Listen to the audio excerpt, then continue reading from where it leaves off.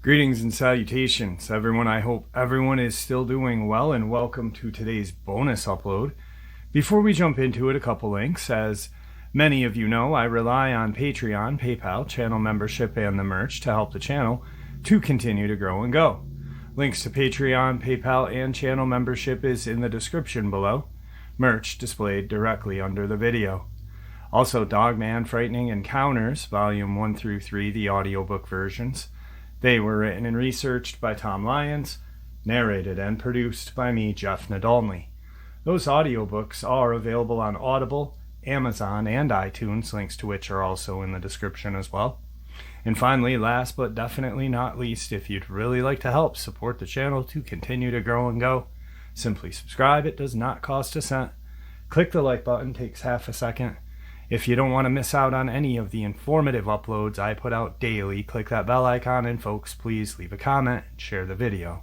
Why? Well, because all of these things really do help the channel to continue to grow and go. And yes, they definitely do matter. Now, everyone, I have taken far too much of your time. Let's jump into today's bonus, shall we?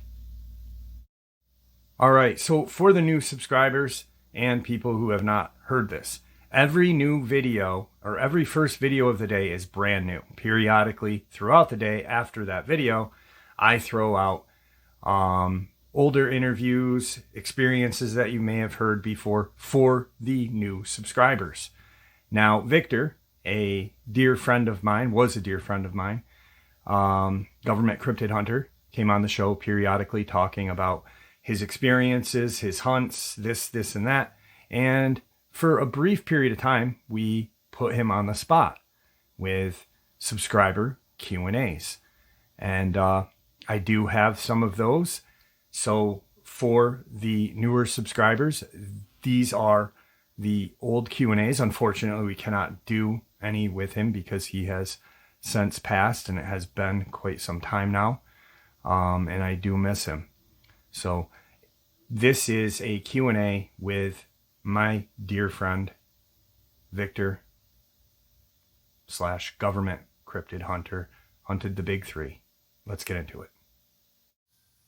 So the first question would be from Montgomery B. And she says, I don't understand why the government would breed these crazy demons. Why? They are evil. I think the reason why they may have bred them is to keep people from living in rural areas. If people live in the cities, they are easier to watch, control. I don't know. No, that's not the reason they was bred. The reason we bred these creatures was for military use. We was building forces with them. The Dogman, though, started not responding right to certain situations, and they started doing packs and wasn't doing like their orders curtailed them to do. Therefore, we had to start calling them back in, and we tried for about a year to 18 months, bringing them in and reboot them and send them back out. But we seen that they, even after that we were still having problems with that, the same ones.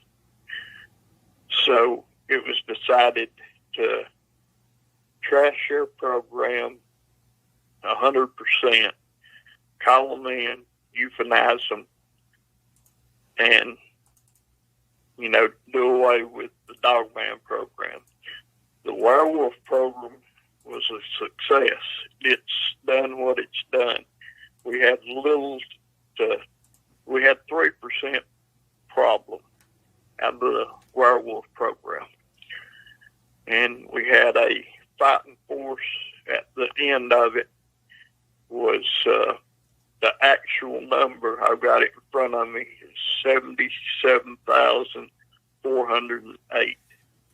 That's what the actual number of the fighting force was. So it was quite larger than what I thought and had stated before. And at this time, they are just standing. There's nothing being done with them. We'll have to see where that goes. There's no breeding program going on at the time. When I came back from my mission in Africa that I went on, I was going to stay on and be over this program for a number of more years. But I have since changed my mind, and so I don't know if there'll be a breeding program or not. But no, they wasn't bred to keep the people in the city, so it'd be easier to watch. It's just that the Dogman has, I don't know, gained their own mind, so to say, and went offline on us. So we're calling them in and euthanizing them every day and humanely. So that's what I can tell Montgomery B. Okay. All right, the next subscriber is Lisa Miles. Good show. I'm still a bit upset with Victor, but I get it. He's a very brave, amazing man. Please stay safe. I don't think I could go through thinking that he's lost again. First time has absolutely destroyed me. Be safe. Victor, God bless you. Well, thank you, Lisa. And I'd like to tell you that I didn't like doing what I had to do with Sebastian. He was a friend to me. He was a companion at times when I could go down there and just spend time. And but with me having to go dark like I did and not knowing how long I was going to be gone, the longer I would have been gone, the more violent he would have got towards people, and wilder he would have got towards the keepers and the people that would be taken care of, and he would have became dangerous to them, very dangerous to them. And he couldn't make it on his own in the wild. He had told me that. He had personally, out of his own mouth, said that he couldn't make it in the wild. He knew he could. He'd been in captivity too long. He depended on humans for his food. He didn't know how to hunt anymore.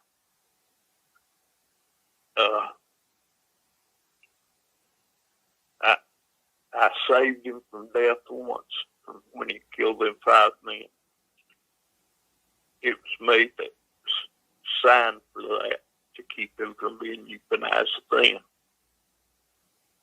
But I know that if me going dark, if something happened and I was gone, they'd just gunned him down. And I didn't want that. So I signed to have him euthanized, and he was euthanized humanely.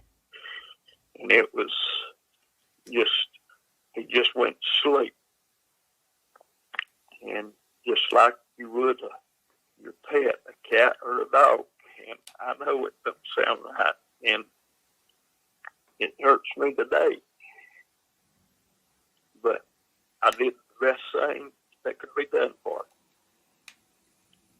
And I just want you to know that, Lisa, that he was treated good, fairly, and with his age, you know, he was coming up on the end of life.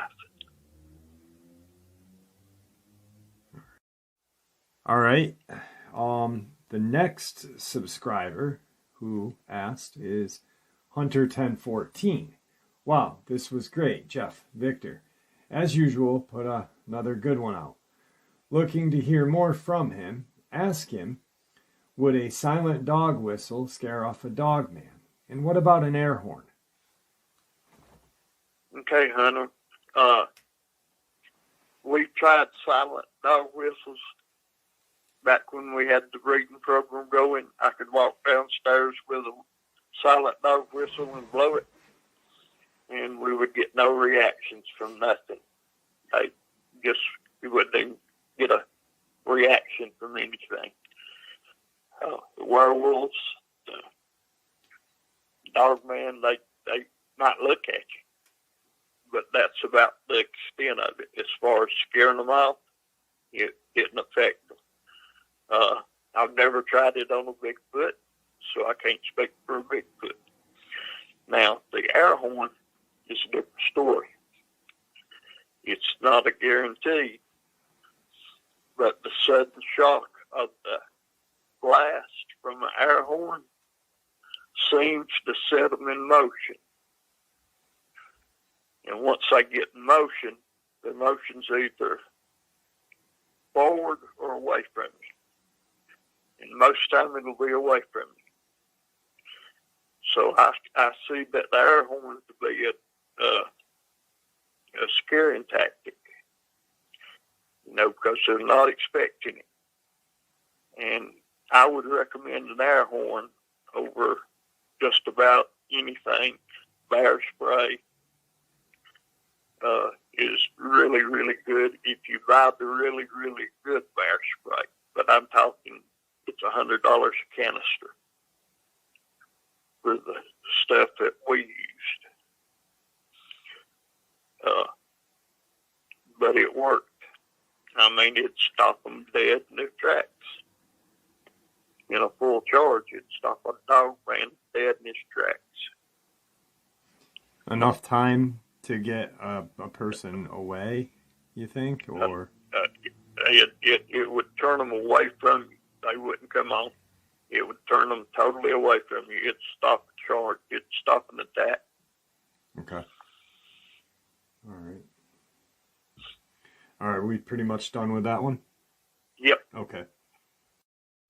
All right, our next subscriber comment question, Jay Chapman.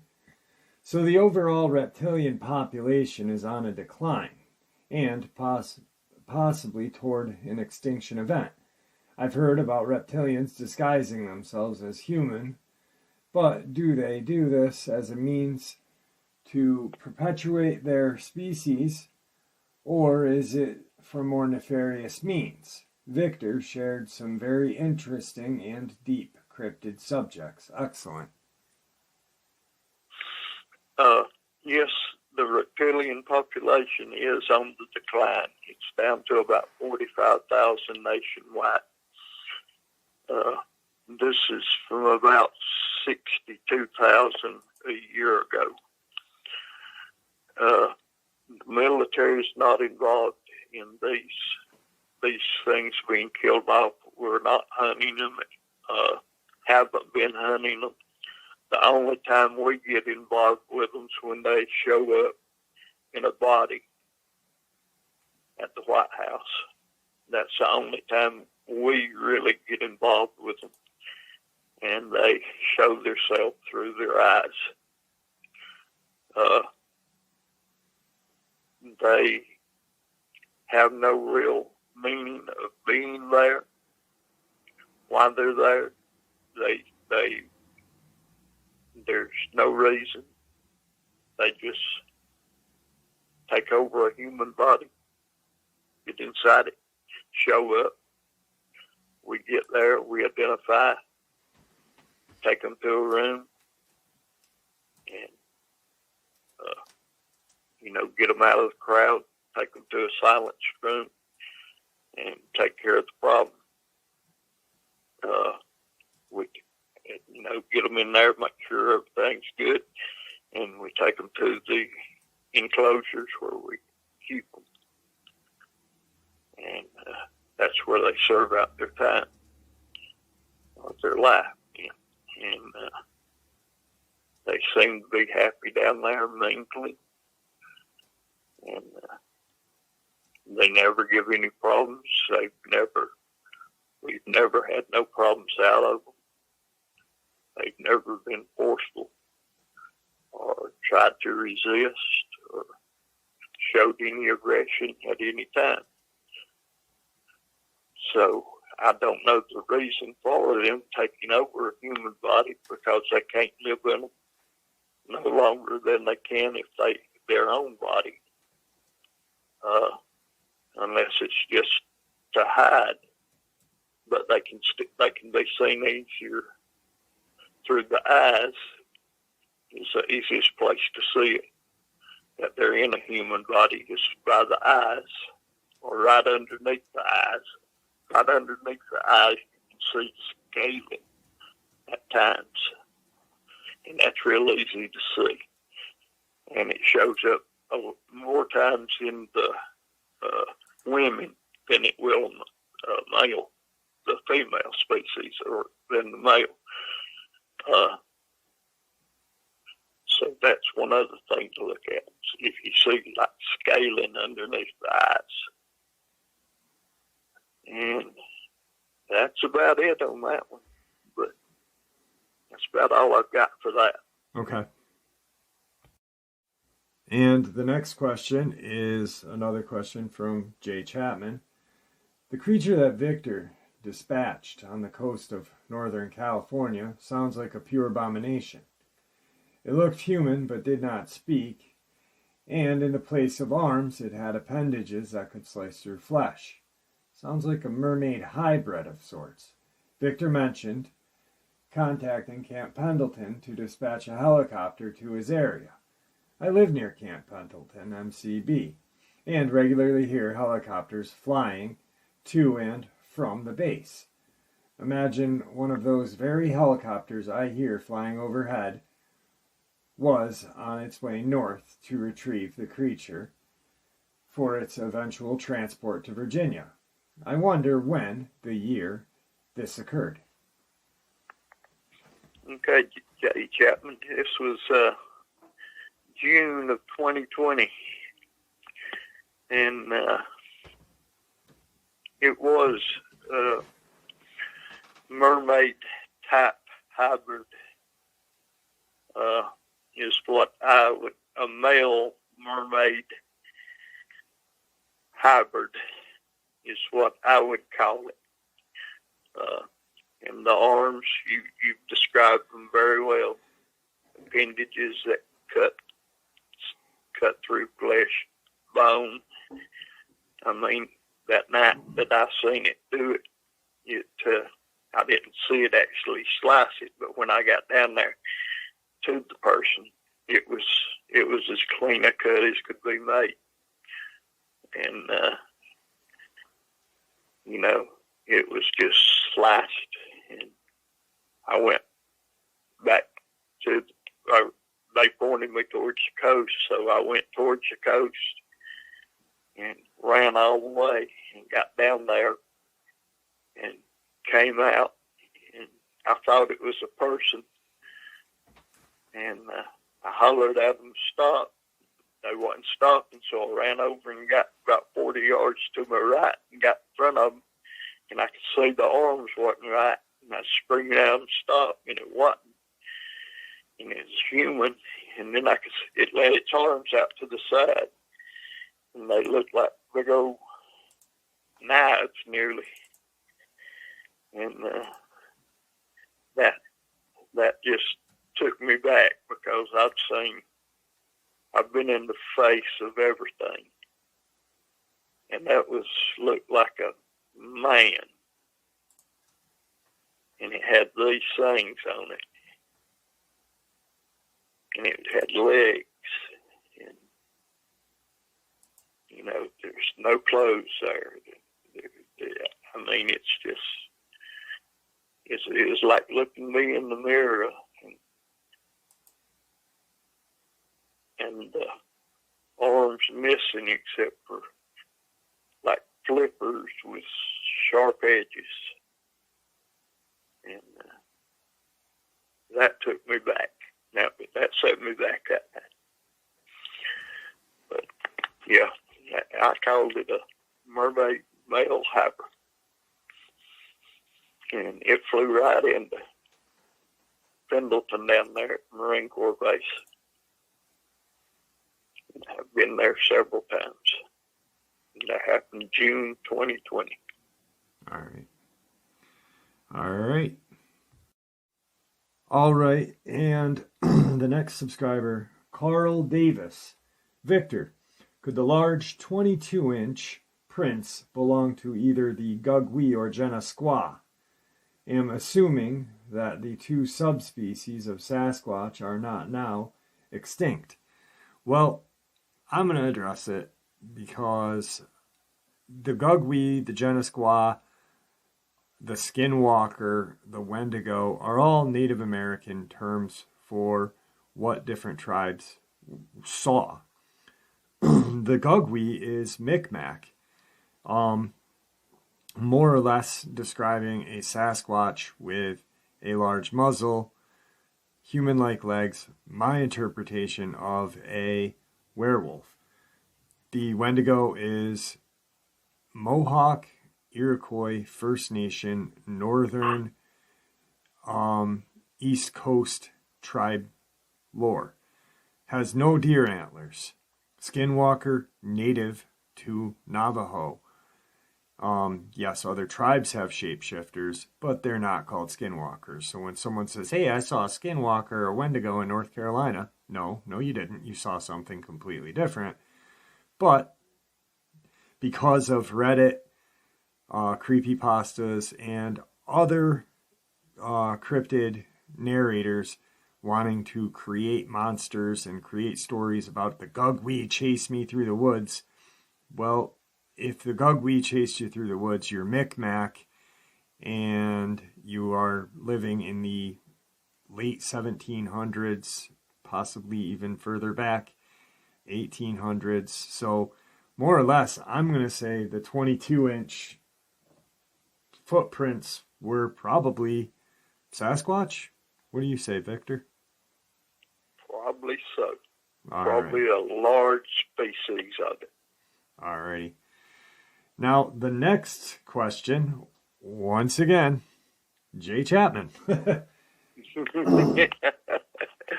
I'm very intrigued about those 18 to 20 inch or 20 feet giants with 27-inch footprints that inhabit the Northwest. I wonder if they are similar to the Kandahar giant or are a subspecies of a gigantic Sasquatch. Well, I'm thinking along the lines of the Kandahar giants. What's been described, there's been 2 Canadian men that has met with us and described it. He said that he was approximately 400 yards away, said it was 22 foot tall, and said it wore a linen cloth across its loins, said that it was bearded, heavy muzzled, with sparse hair on the chest and stomach area, very light hair on the legs and arms, and light hair on the back. Said it had a full head of hair, like a human being. Said it was long hair. Said it was probably 12, 14 inches long. Like somebody had never had a haircut, like a man that never had a haircut. Said the head was humongous. Said the head probably was 16 to 17 inches wide. Said the teeth, he was looking at it through a scope. Said the teeth, it had opened his mouth, and he said the teeth was green, but said you could see them, and they was square. Said the teeth was square looking. And I don't know if that's just how they come or what. He said it just looked like they was just blocks. Looked like they was all the same size, all the way around its mouth, he said. And he said that it had two sharp teeth, but they was almost right in the middle on the upper side. And he said they was probably, he was saying a half inch longer than the rest of them. He said the hands was the size of a 12-inch frying pan. And he said the feet was 27 inches. I said last night it was 22, but it was 27 inches.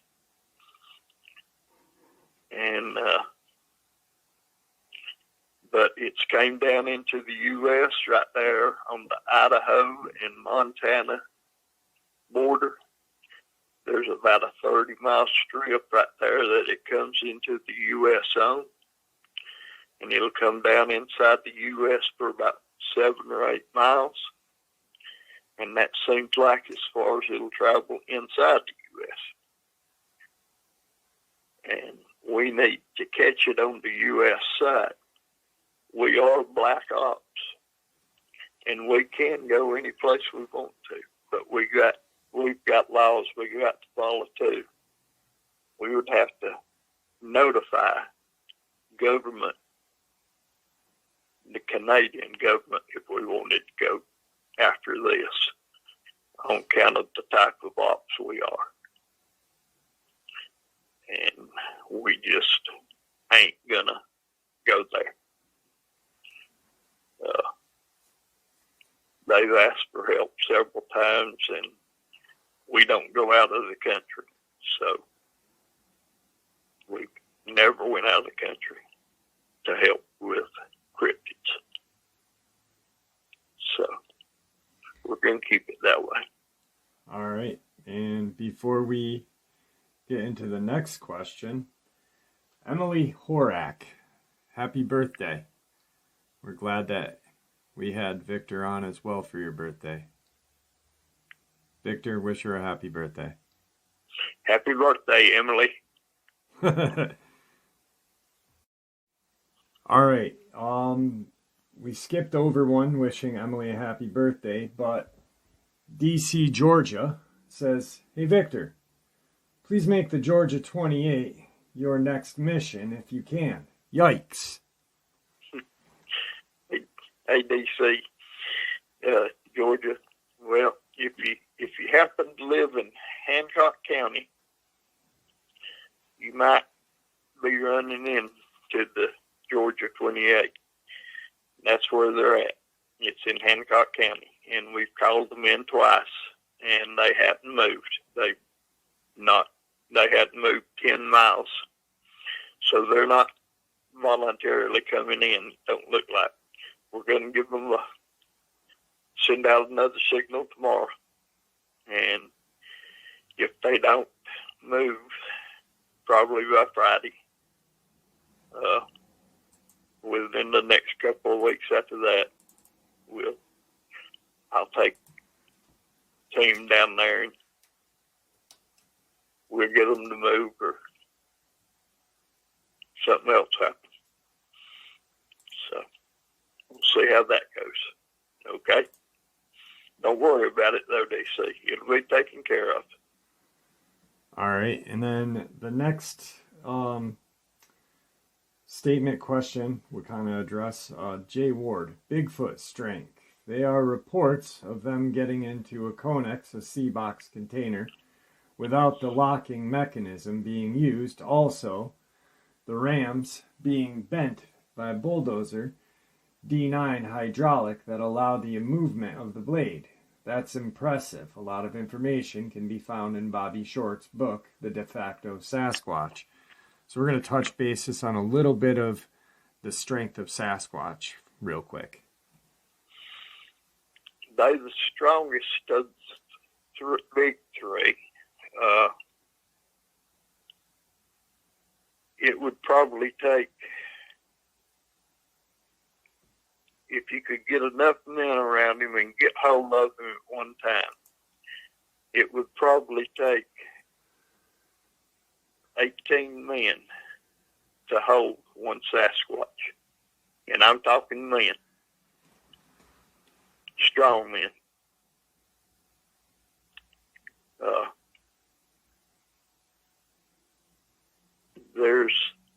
They are tremendously powerful. There's no weak spot really on one. Their legs, their calves are just tremendously big. Their upper legs are like tree stumps. Then you get to their waist and abdomen. It's all just one, like a big, huge muscle in their chest. It's wide, and broad, and thick, and they've got no neck, and their shoulders are so wide, 58-inch across the chest. I mean, that's 4'10". Imagine that coming at you. That's wider than a piece of plywood. And I mean, that's huge. Imagine 4'10" coming at you, and I think it was 21 inches through it. It was the biggest Sasquatch I've seen. That's how thick it was. Now imagine that getting hold of something. They can tear into anything. I've seen them tear doors off of trailers, Connex trailers. I've seen them rip them off. There's nothing they can't get into. I mean, if they want in it, they're going to get in it. And there's no stopping them. The only way you're going to stop them, put a 458 in, and you got to put it in the head. Any place else, you just making them mad. All right. So, all right, the next question is from Elisa Edwards. If the ones from the breeding program will maybe protect you, then why are they being killed? okay, Elisa. There's two from the breeding program. There's a Dogman and there's a werewolves. The Dogman's what we're having problems with, and that's the one we're euthanizing. The werewolves are the ones that will protect you. That's good guys in this program so far. Werewolves will protect you. We've got a boy down in Alabama that had one speak to him and protected him, and he was witness to how the breeding program works when they stand up for you. And but we're the breeding program worked on one, and it didn't work for the other. And we originally had a Bigfoot and two females, and the male got sick, and with all the pets we had, it just kept getting sicker and sicker, and one of the females did the same. And there wasn't no getting the male back to help, and he finally died, and we took just two females to a location to release them. And within days, the one other female died, and the other female found her pod, and she's doing good today.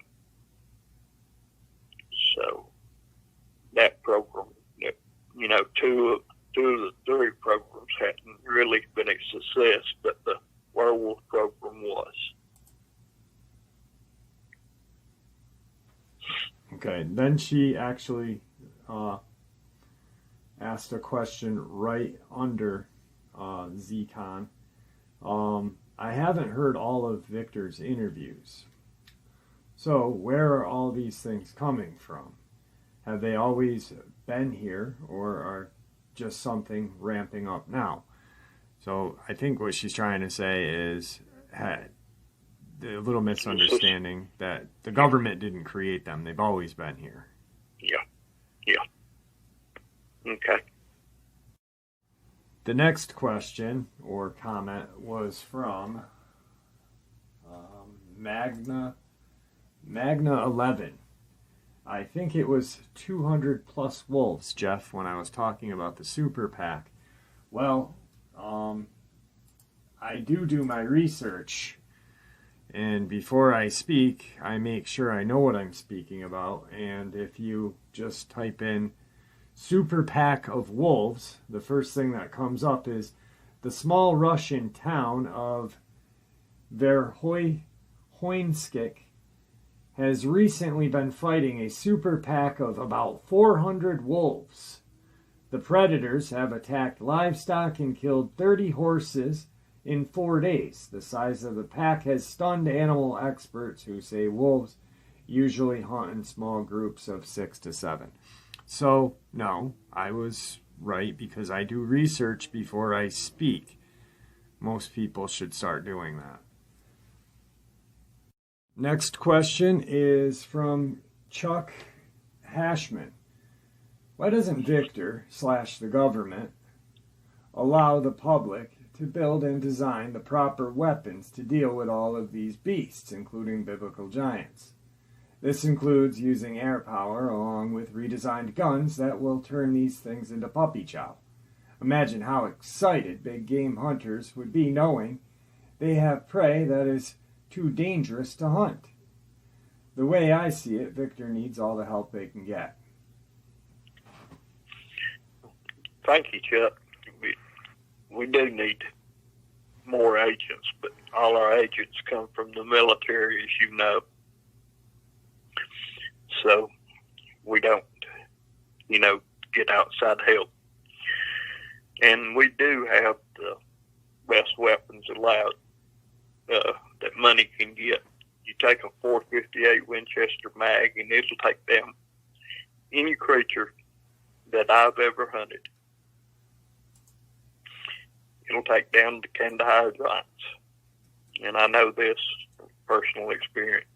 Single shot, back of the head. One shot, one kill.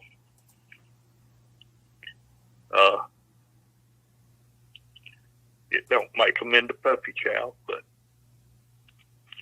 it does enough to put them down and put them in the grave.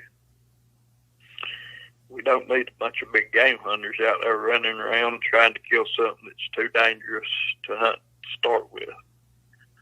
Because once they face one of these things and realize what it is, them not having the experience and expertise to do this, they're going to freeze up. And this thing's going to respond to them, and it's going to kill them. And then when it does kill one of these big game hunters, it's going to put us in a harder place, the agents or myself in a harder place, because then we've got to go out and kill this animal. And to do, if it's from the breeding program, it knows that we're going to be coming. And at that point, that animal or creature is going to be killing everything it sees in the woods, close to it. Man, woman, child, cats, dogs, it kills anything because it knows that somebody from the breeding program agency coming to take it down. And that just makes it harder on us when we have people out there hunting these things. Now, if they're successful in killing it, that's all the better. That's one less I have to worry with. But if they don't, well, it just makes life for me a little harder. But I appreciate you telling them that I do need help. And I appreciate that, Chuck. Thank you. The next comment question, Douglas Dickinson. They also found caves and caverns in Cades Cove recently, within the past few years. The local natives lived underground during the hard winters. Well, ironically enough, what was that? How long ago was that? Did we do that upload, Victor? That was in July. Yeah, and we talked about the cavemen out there. No, that may have been No, that was May. A long time ago. Yeah. So yeah, I don't think that a lot of people are new, so they haven't heard that. You want to kind of touch basis on what happened out there? Okay. Cades Cove, Tennessee. That's a tourist attraction up there. Big loop road. And people kept telling the DNR and the people that run the place there that they were seeing people half-dressed and they looked like cavemen. And finally, they caught wind of it and seen one. Actually, one of the DNR officers walked up on one and was stabbed in the side. And this is what brought us in. They called us, got all of us things done. They closed down the cove for, I think it was 4 or 5 days till we got down there. Myself and six or seven more agents went. And we was in there, and we walked in, closed off at the gate, just, landed the helicopter and started walking in from there. And we got around nearly to the halfway point where the loop loops around. And I'm on point, and just out of my left corner of my eye, I see something above the brush moving. And I stopped, and you could tell it was the top of spears moving up and down. So I split the men off. We went to the sides of the ditches, and they walked out and got right on the paved road, walking away from us, never looked back at us, never seen us, walking straight away from us. And we let them get 200 yards ahead of us. And we started following them. And we followed them, and we had to get closer and closer. They finally went off the road again and was going through the woods and was heading south out of the national park into the Great Smoky Mountains National Park, into the main mountains. And I got to where we could smell smoke. And I seen them as they went into the cave. And they went inside this cave. And we surrounded up around the front, about 45 yards outside, decided to make our plans, and started hollering and everything. And it drew the men out. And I hollered one time to put down their weapons. They wouldn't put the weapons down, so I doubt they even understood me. And I opened fire along with the rest of the agents. We shot them down. And then we moved into the cave. And there was women and elderly men in there. And I was over there. I was over there with one of the elderly men trying to tie him up,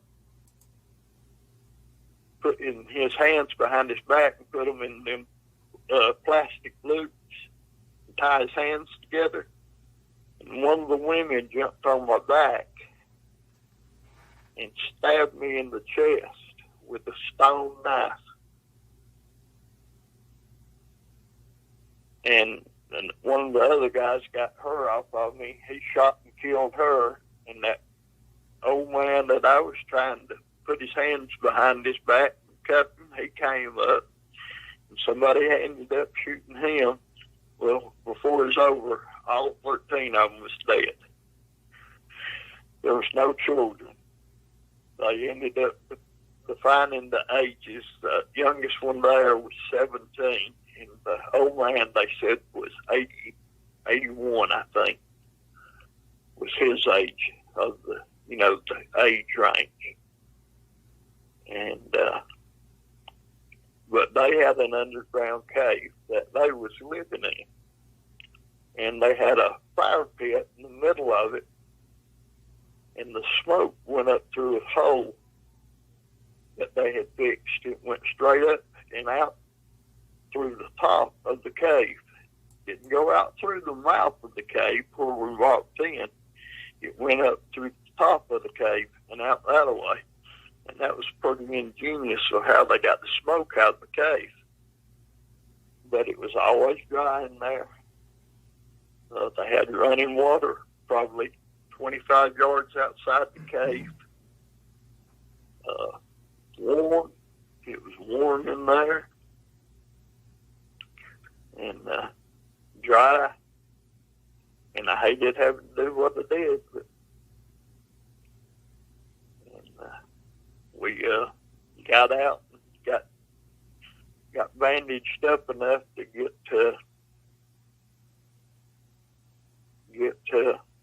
help coming to us, because 3 of us got injured. And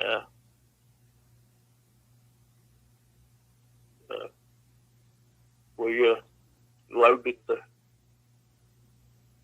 them on a helicopter and flew them to Virginia, and we flew back to Virginia, and I got stitched up in Washington.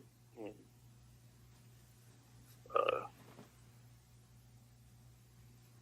had about 28 stitches put in my chest where they stabbed me. And I sent Jeff a picture of that.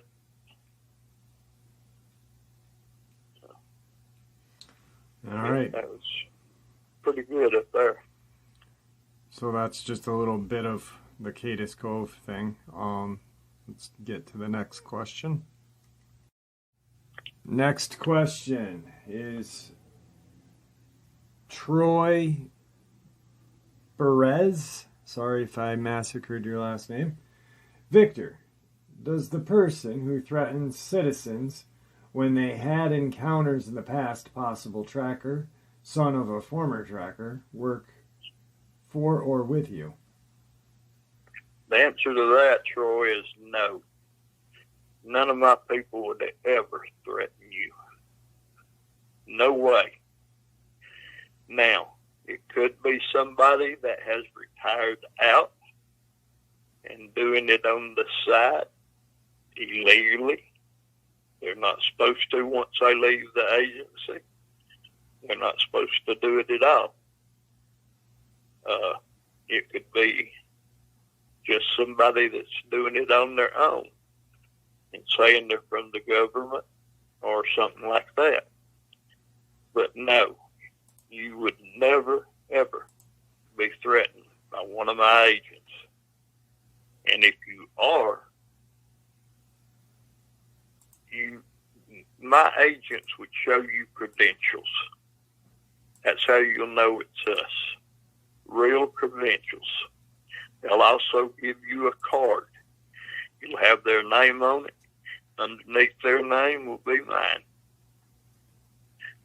And if they don't give you a card with their name on it and my name under them, it's not us.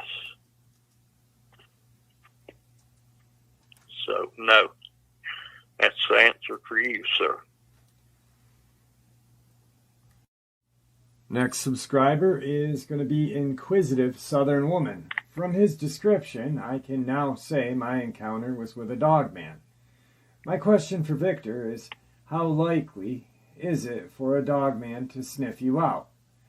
It looked me straight in the eyes, like it knew I was the one that passed by in my car the first time I saw it. First time it was upright, then the second time it was on all fours. It was almost like he smiled at me as he was walking the other way. It's been 11 years now, but I only live roughly 12 miles away. So my question for Victor is, how likely is it for a Dogman to sniff you out? You know, they get your scent. They can track you for miles. I mean, they can get on your scent and follow you for hundreds of miles. Easily. Now, by car, they can't do it. Probably, I'd say maybe 20 miles, but by walking distance, 100, 125 miles, 130 miles probably before they'd lose your scent. If you could get ahead of them that far, even if you're just walking, because they travel so much faster, they'd stay up with you. But if it was by car, you know, that you'd have to get 20 miles ahead of them, and you'd lose them that way. But if you only live 12 miles away, yeah, he could track you. Yeah, he could track you that far easy. Okay. Also, Inquisitive Southern Woman, please, if you're willing to, send me an email, and I'd love to either have you come on the show and talk about your encounter or narrate it, whichever you'd like. Which brings me to an email really quick. Give me 1 second. And hang on. From KM. Interesting stories. Yeah, about that email. If you're not going to respond, then it's really pointless to give listeners that information, unless that's part of the show and I misunderstood. Well, KM, either you didn't email me or you don't know how to email people, because I respond to everybody's email in a timely fashion. And actually a subscriber, he pointed that out. I don't, even if I'm busy and it's a couple days later, I always respond. So if you are trying to get in touch with me, make sure you put the right email in, or you probably didn't, because I always respond. But back to Southern Inquisitive Woman, please. It's nadolny.m.jeff@gmail.com. It's in the description below. I will gladly love to hear your encounter and have it on the show. All right, the next question is from Ajax Ashford. What about their origins? Where do they come from? Did we create them? Well, Ajax, we did not create them. God did. They've been here since the beginning of time. They was brought here just like Adam and Eve and all the other creatures. And that's also, where did they come from? Well, they came from God. They was put here. They was all at one time all over the place. And then they got into smaller areas. The Dogman that we captured to do the breeding program came out of Mississippi. The werewolf that we captured to do the breeding program came out of Louisiana. The Bigfoot that they captured to do the breeding program with was captured in Montana. So that's, where they came from. About their origins, the first writings of the Dogman that I've read about is in Egypt. For the werewolf, the first there I've read about was in India. And first origins of the Bigfoot that I've read about came from the, oh boy, I just went brain dead.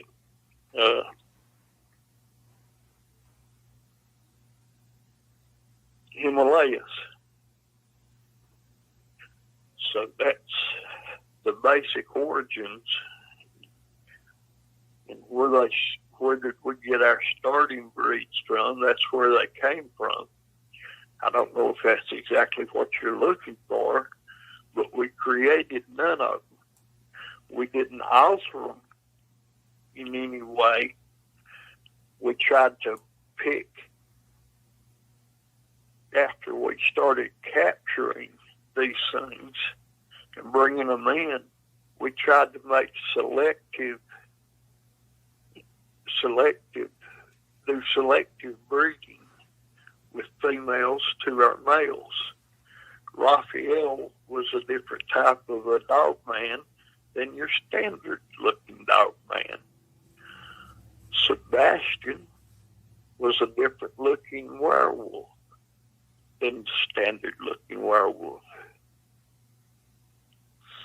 And the Bigfoot program we never had because it never was successful enough. There's just slight differences in our breeding stock that we had at the time, that our males was different. Raphael and Sebastian wasn't our only two breeding males. We had other breeding males, but they wasn't as, what's the word? They didn't produce as good of stock as what Raphael and Sebastian produced. And when we got the right females with them, we started cutting down on the other breeding and putting the other females with these two. We finally got down to where it was Sebastian and two more werewolves is all we bred with as far as males. Now on the Dogman, and this may have been some of the problem, we always had Raphael and 5 more breeding Dogman, because everybody before I got to where I had any real control in the program thought that the Dogman was going to be the fighting machine, and it didn't turn out that way. And up to about 3 years ago, they believed that, until they seen what I was doing with the werewolves, and see how the werewolves is coming along, and how they responded, and how they acted. And 15 14 years ago, I took a group of 24 werewolves on a mission out of country and was very highly successful with them.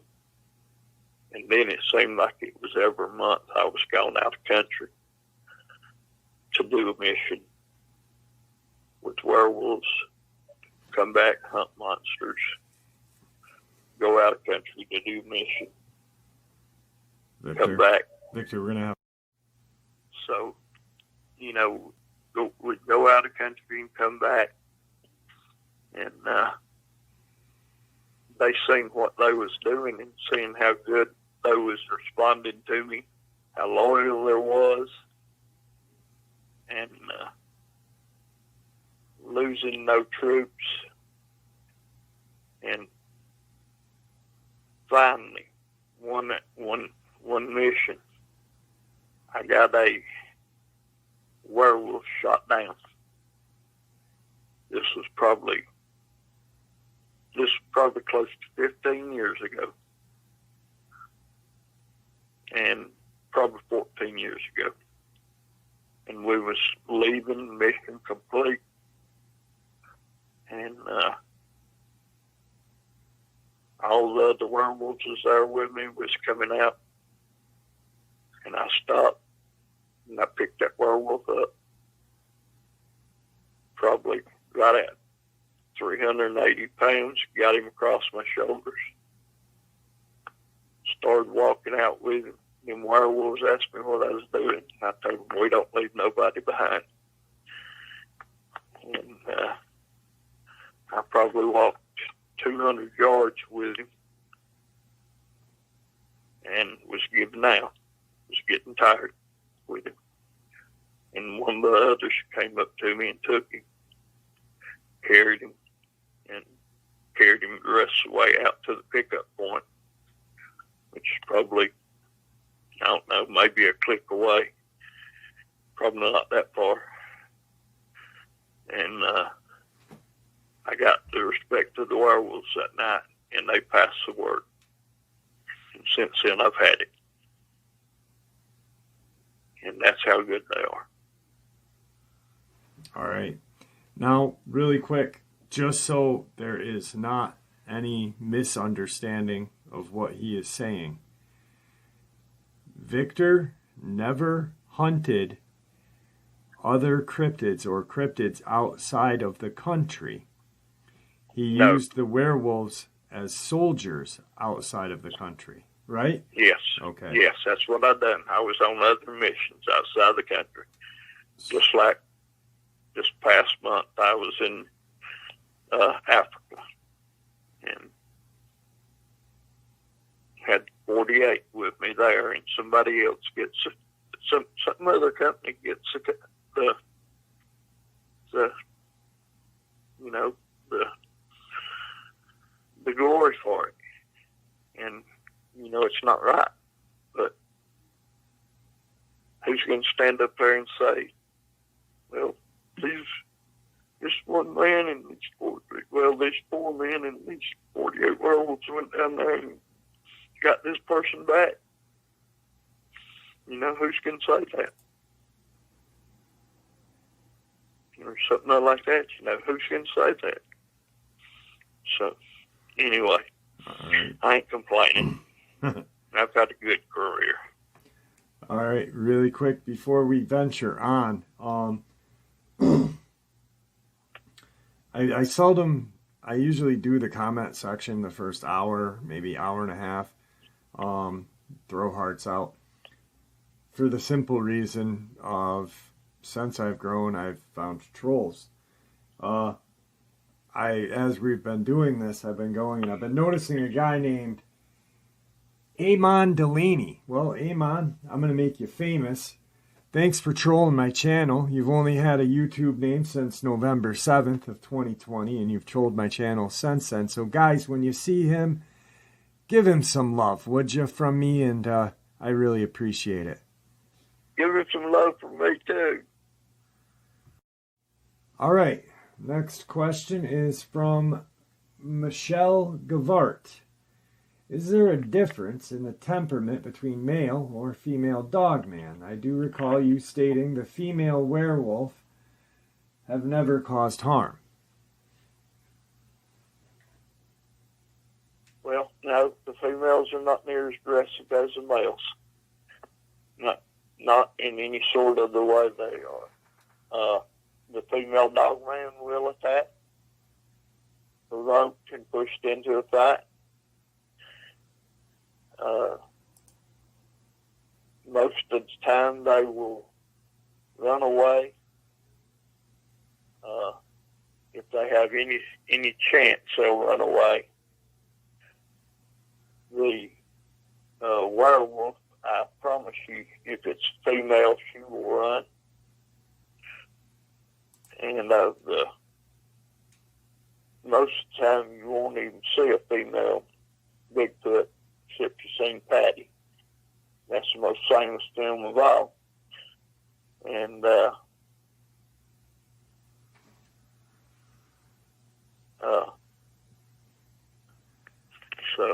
but Bigfoot don't want to be seen either. So they usually, all of the females will be moving away from you, not aggressive. The female Dogman will stand if pushed into a fight. I'm sure the werewolf or Bigfoot would too, but if they've got any type of a chance to leave, they're going to. And they're going to take, if they have to go up the face of a bluff, they're going to go up to get away from you. Okay. All right. My next subscriber question comes from Janice Moreau. Janice, it's always a pleasure seeing you in the comment section. So I made sure that we definitely answered your questions. Hello, Victor. It's great to hear your voice and learn about these cryptids. I have a few questions for you. Read that Sasquatch bury their dead. How do Dogman and werewolf take care of their dead in the wild? Just curious, because seemingly archaeologists and other professionals have not openly discussed finding skeletal remains of these canids. In 2018 or 2019 timeframe, a female was killed in Mount Hood in Oregon. The officials never released what caused her horrific death, other than they thought it could have been a mountain lion, but never confirmed it. Do you know if it was a Dogman responsible? Third question. Victor, I can understand calling out Dogman, but don't understand why the werewolf or wolfman would be called out, especially with the Pacific region being so volatile. Wouldn't it make sense to keep the capability in case war should break out? Can you relay what the Dogman and Wolfman populations are for Washington?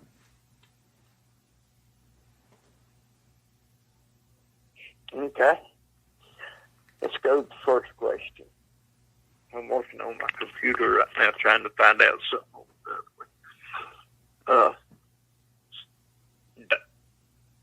Dogmen, they just leave their dead laying to the elements.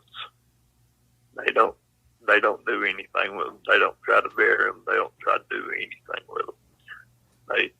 They've got no respect for the dead. It's not really hard to find skeletal remains of a Dogman if you get out in the woods. They rot away pretty fast, but other than that,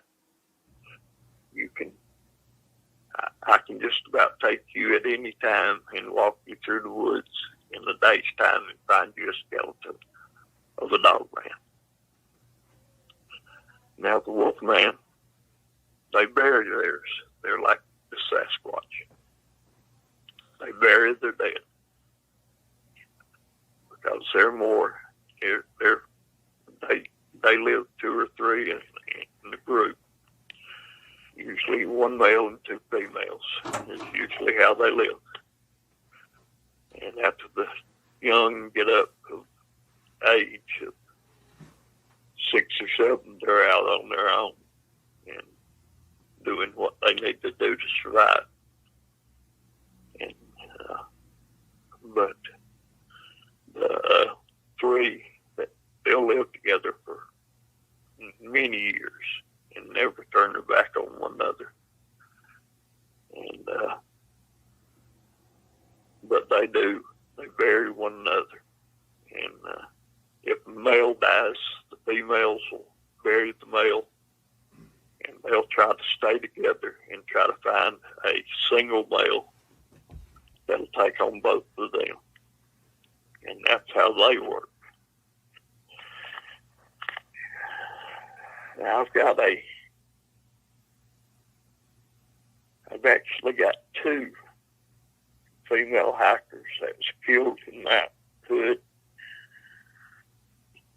both in 2019.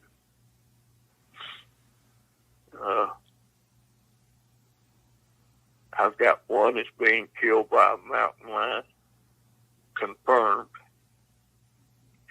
and I've got one that we investigated. And the one that we investigated, she was beaten bad. And the tracks that the agents found was 18.5 inches, 7 inches at the toes, and 5.5 inches at the heel.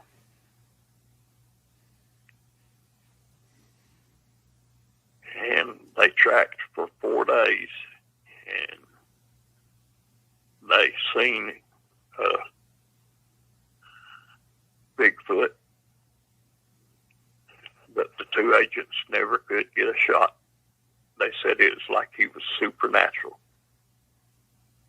Every time that one would get a rifle on him to shoot, you wouldn't be able to see him. And then the other one would get a rifle on him, and he would lose sight of him. And they never could both see him at the same time. And that's what's in the report. And there was never a closure to it. So that may be what she's looking at.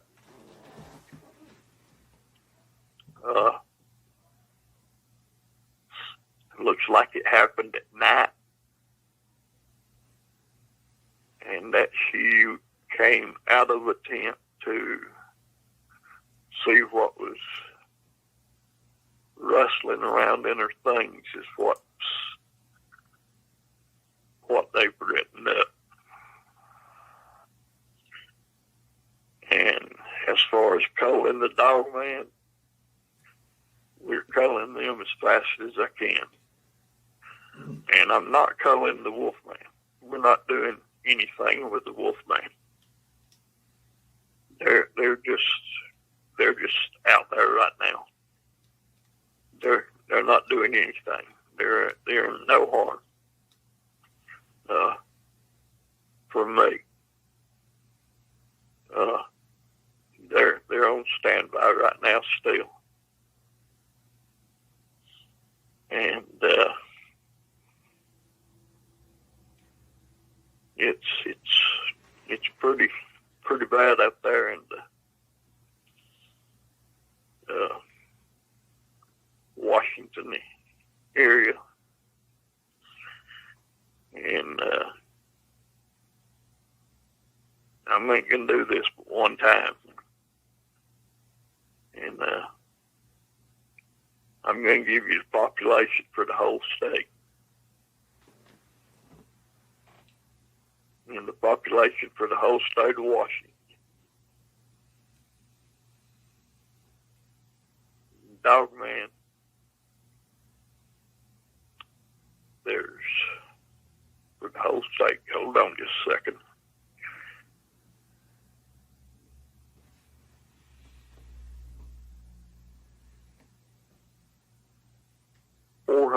168. That is from the breeding program. And if you look at the Wolfman from the breeding program in Washington State, there is 111.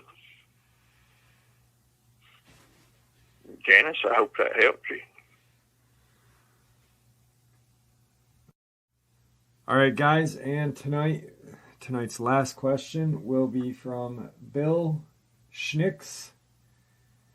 What's the big three diet? So what do the three mainly feed on? Okay, let's start with the Dogman. And they're mostly meat eaters. Just about 95%. They will eat berries. Excuse me. They'll eat berries occasionally. They'll chew grass, but they don't like it. The werewolf, strictly a meat eater.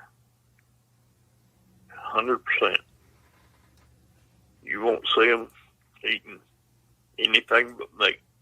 That's all. That's 100% their diet. And then you get to Bigfoot.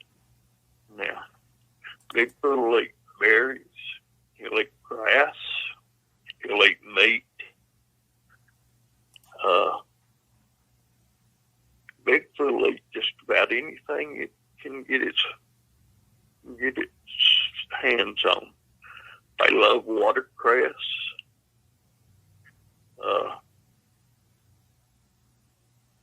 Just anything, really. Just take a human diet. Think about things in a salad. They'll eat corn. When it's growing, they'll take it, just eat it off the cob. It's just nothing much they won't eat, is what I'd have to say on Bigfoot. Because it loves getting in gardens. It loves meat. It loves just about anything. I don't know what I could say that it don't eat. It'd be the easiest thing. The Dogman will eat roadkill. The werewolf kills its stuff to eat. Now, the ones that we had in captivity, it was fresh meat every day. I mean, it had to be like bloody meat, fresh, for them to eat it.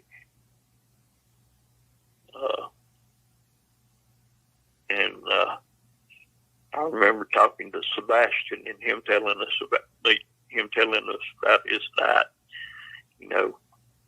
Before his younger days, catching rabbits and deer and everything, and tearing the fur back to get to the meat underneath, and being hungry at a certain time, and be trembling trying to get to the flesh. The skin tore off to get to the flesh, to the meat to eat.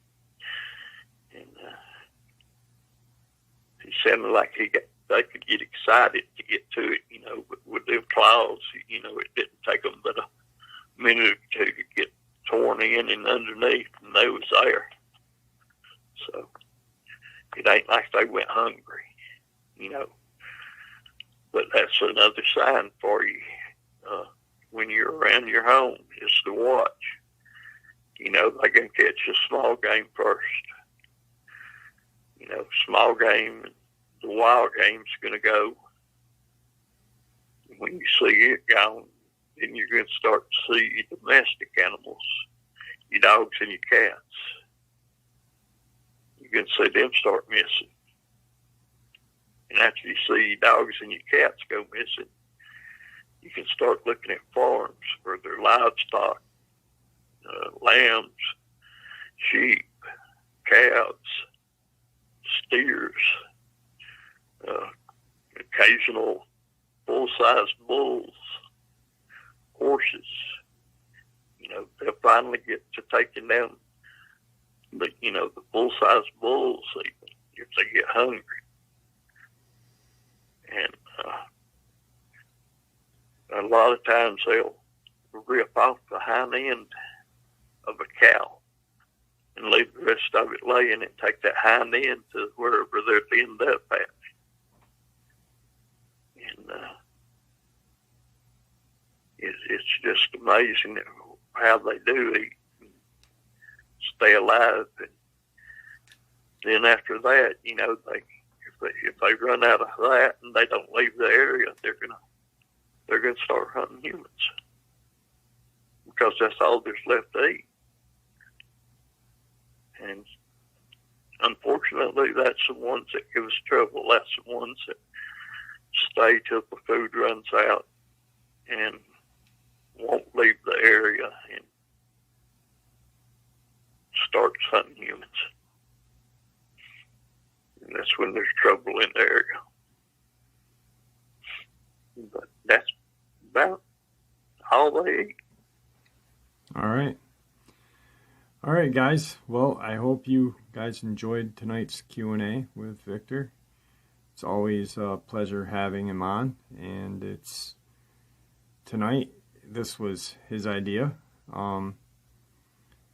He'd been looking through the comment section and saw how many great questions there were.